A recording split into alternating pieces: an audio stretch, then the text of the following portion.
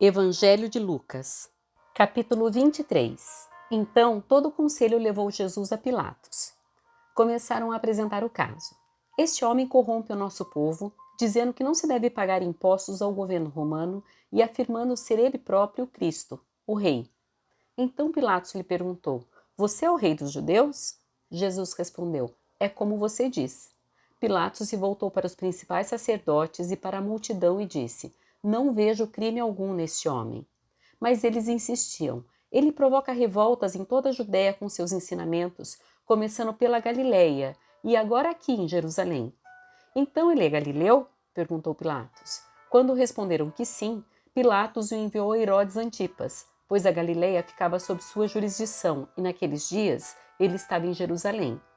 Herodes se animou com a oportunidade de ver Jesus, pois tinha ouvido falar a seu respeito e esperava, havia algum tempo, vê-lo realizar algum milagre.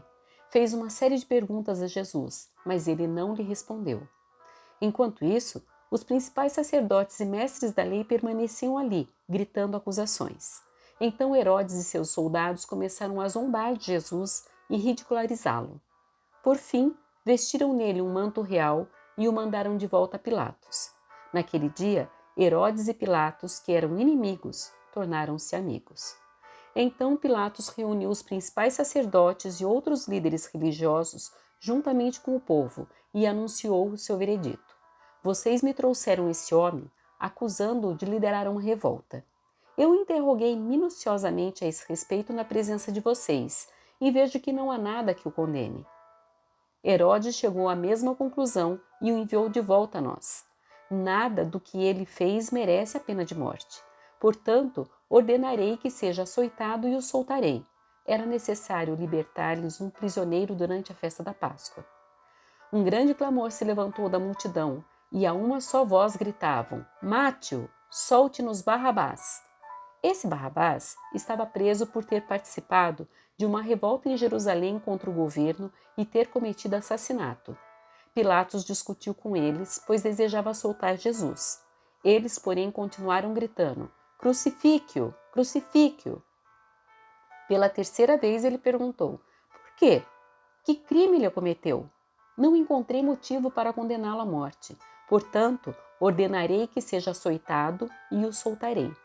A multidão gritava cada vez mais alto, exigindo que Jesus fosse crucificado, e seu clamor prevaleceu. Então Pilatos condenou Jesus à morte, conforme exigiam. A pedido deles, libertou Barrabás, o homem preso por revolta e assassinato. Depois, entregou-lhes Jesus para fazerem com ele o que quisessem. Enquanto levavam Jesus, um homem chamado Simão, de Cirene, vinha do campo. Os soldados o agarraram, puseram a cruz sobre ele e o obrigaram a carregá-la atrás de Jesus. Uma grande multidão o seguia, incluindo muitas mulheres aflitas que choravam por ele. Mas Jesus, dirigindo-se a elas, disse: Filhas de Jerusalém, não chorem por mim, chorem por si mesmas e por seus filhos. Pois estão chegando os dias em que dirão: Felizes as mulheres que nunca tiveram filhos e os seios que nunca amamentaram. Suplicarão aos montes: Caiam sobre nós, e pedirão às colinas: Soterrem-nos. Pois, se fazem essas coisas com a árvore verde, o que acontecerá com a árvore seca?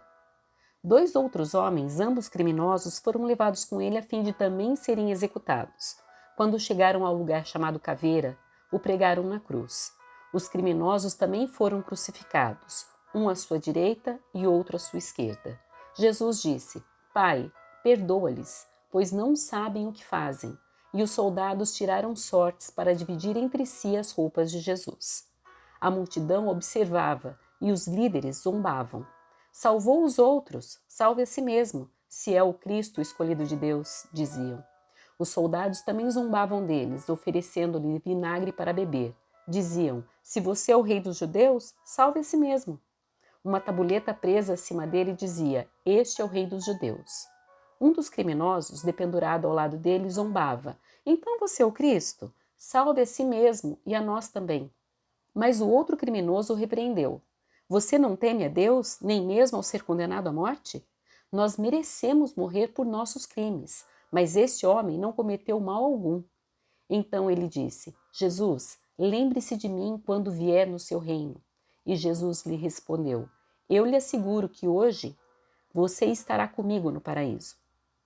Já era cerca de meio-dia e a escuridão cobriu toda a terra até as 3 horas da tarde. A luz do sol desapareceu e a cortina do santuário do templo rasgou-se ao meio. Então Jesus clamou em alta voz: Pai, em tuas mãos entrego meu espírito. E com essas palavras deu o último suspiro.